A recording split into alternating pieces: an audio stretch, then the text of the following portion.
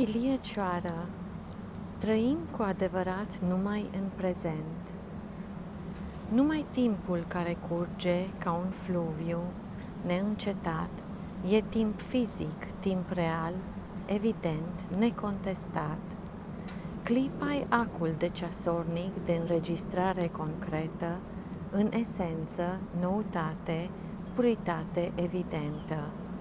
Veșnic un prezent activ, dinamism în acțiune, fulger vine, spontan piere, fulgere în succesiune.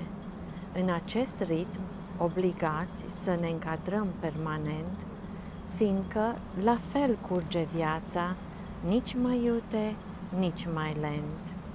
Trăind cu acum și aici, unitari în actual, una cu faptul ce este, conștientizat real.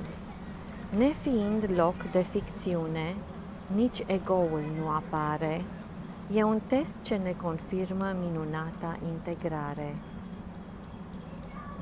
Ca atare, nici probleme, contradicții sau conflicte nu-și găsesc în noi suport cu a lor energii smintite. Fiind cu clipa în uniune, suntem chiar eternitate și avem o nouă minte de o imensă claritate.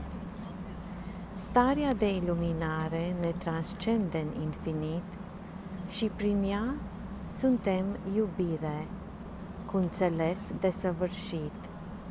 Un astfel de trăitor, lumii întregi folositor, căci prin calitatea vieții e factor înnoitor.